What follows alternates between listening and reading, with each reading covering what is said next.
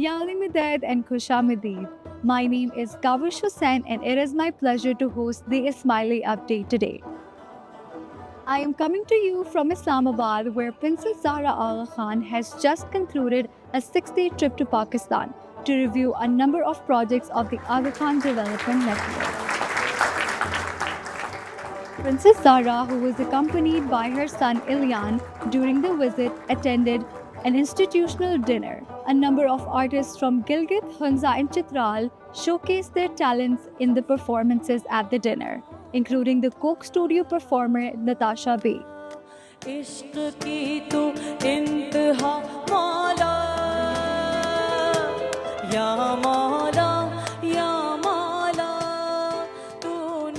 Princess Zahra thanked the assembled leaders and acknowledged the important work being done by the institutions in Pakistan. Very small institutions making a huge difference in the communities where they work. And it's thanks to every single person in this system, officially, unofficially, employed, volunteer, donor, friend. Every single person makes this network of agencies and institutions what it is. And so I just stand here as a representative of an ongoing vision, the vision that we're all following, His Highness's vision, that has had such a huge impact. And I just want to say thank you. Thank you for the warm welcome. Thank you for coming with us. Princess Zahra oversees many of the activities of AKDN related to health and education, and these were definitely the major themes of this visit. AKDN has had a presence in Pakistan since 1905 and has a special significance within the country given the important role that was played by Maulana Sultan Muhammad Shah in the creation of Pakistan. Their first stop was Gilgit, where Princess Zahra called on the governor and the chief minister before visiting the recently upgraded Aga Khan Medical Center and the Aga Khan Higher Secondary School in Gilgit. The school, which is celebrating its 25th anniversary, was originally established in order to provide boys with continuity of quality education from grade 8 up to grade 12. And in 2022 became a co-education institution and now has over 150 girls enrolled. Adjacent to the school is the Shah Karim Hostel, which was established in 1968 and houses close to 200 students from surrounding towns to give them access to the high school. Princess Zahra met with the students in the hostel to learn more about their experiences. The next day started with a visit to the Aga Khan School in Aliabad. Established in 2018, the school was a result of the merger of two primary schools that were located on the outskirts of Aliabad village.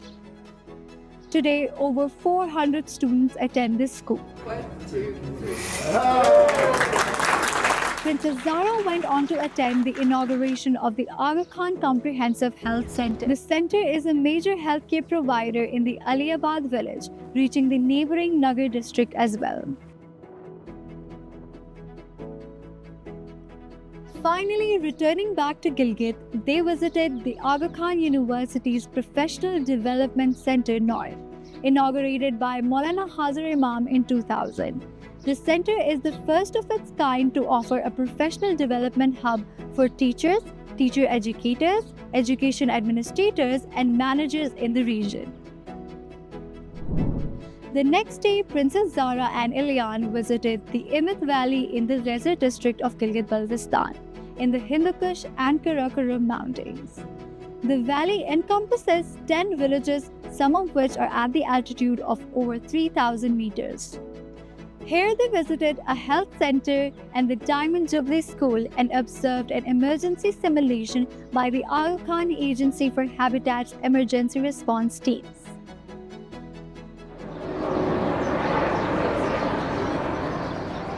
The day continued in the tranquil Sherkila Valley with the inauguration of the Sherkila Girls Hostel adjoining the Aga Khan Higher Secondary School. The school was established in 1983 by Maulana Hazar Imam as a Silver Jubilee project.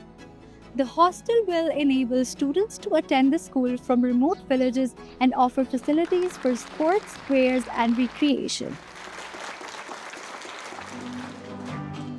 Princess Zara and Ilyan watched performances from the students and heard from residents at the hostel.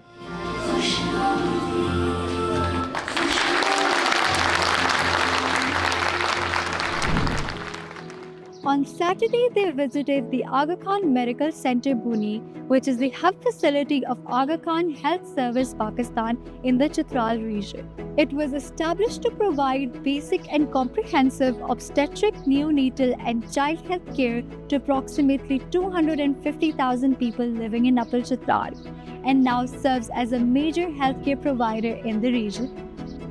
The next stop for this part of the visit was the Chitral Diagnostic Center. They also visited the Aga Khan Agency for Habitat's Emergency Operations Center in Chitral and the Aga Khan Higher Secondary School in Seenlasht. While at the school, Princess Zara planted a tree as a symbolic groundbreaking for a new school to be built in nearby Garam Chashma. At dinner, President of the Ismaili Council for Pakistan, Nizar Mewawala, thanked Princess Zara for spending so much time in Pakistan and requested her to come back soon. I would like to request Princess Zara and her dear son Ilyan to please visit us again soon, because your visit here not only inspires the rest of us and the Jamaats and the communities in which we work to do better, to do more.